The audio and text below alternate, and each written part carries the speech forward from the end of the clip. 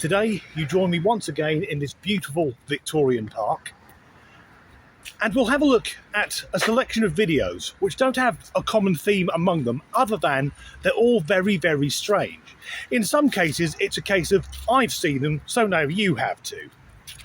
We'll start off though with a clip which I think is actually rather nice. Started as something that was like, I want to look at birds with other queer people, but it's become like so much more. John Hines Refuge is a favorite spot for Philly queer birders, a group for queer folks and allies to meet up and bird together in parks across the city. They welcome all skill levels to come to a walk, bring a friend, and experience bird joy. Being here, I love it because... The only objection I have to that group is the use of the word queer, because queer used to mean either unusual or a gay man. Whereas now people who say they're queer, more often than not, they put a bit of glitter in their hair and they're desperate for attention. But I think that's nice. Groups of bisexual and homosexual people and their friends and allies meeting up to go bird watching. But I can't get the thought out of my head. What do the other bird watchers think of it? Picture the scene. It's a Sunday morning and the local bird watchers or twitchers are out with their binoculars and their cameras and their notepads, looking to see what birds they can find on this beautiful summer day. And as they advance around a corner, they're met with hordes of advancing homosexuals, walking towards them or skipping or mincing. That could lead to confusion. If you have someone who's new to bird watching and that's the only group of people they see, you could have a young man saying, well, I want to go out and watch the marsh warblers. The thing is, though, I don't like sucking cock. But that's a nice start. People who are very happy in one another's company. So this next clip have people who are, well, very happy to be around one another. Very happy.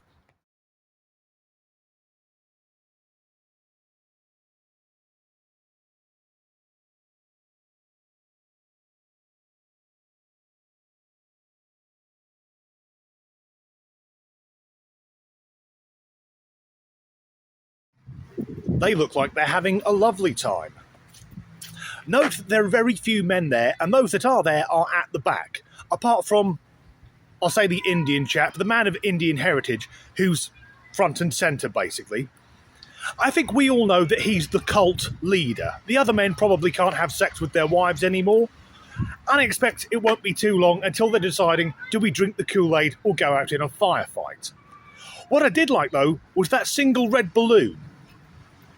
So Pennywise has joined that cult. Next up, a short clip, but a disturbing one. Does Mommy want to change my poopy diaper?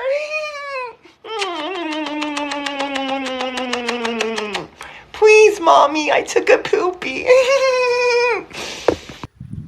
What's wrong with the world?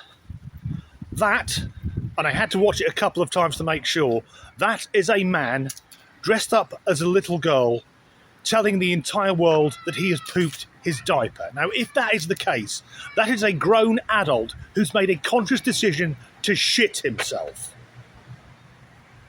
Watching that clip makes me understand why some states in America still have the death penalty.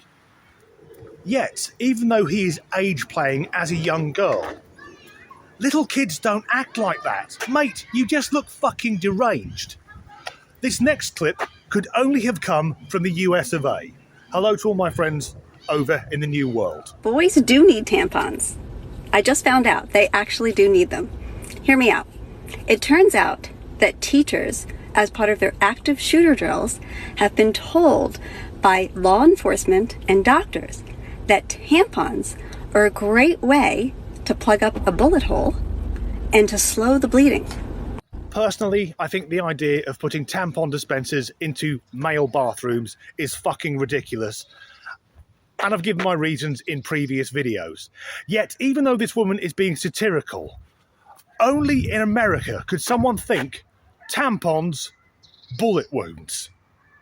Those two don't go together anywhere else. I have never thought I'd best buy a pack of tummy rockets in case I'm out going about my business and I get shot.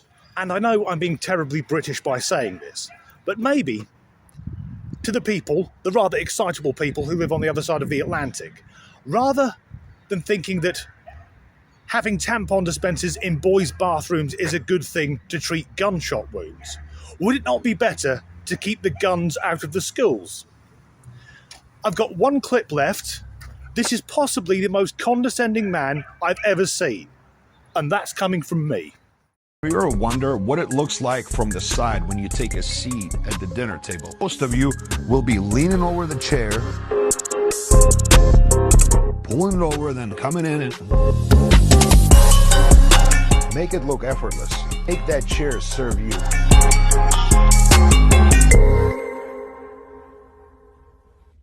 How does it look? I've never seen anyone move a chair in the manner that that chap did at the start of the clip. I've never watched anyone approach a chair and bend over almost double and use both hands to move it. I imagine the only people who would do that have never seen a chair before. Make that chair work for you? What other pearls of wisdom is this chap going to impart? If you want to unscrew the top of a bottle, it's best to use your thumb and fingers.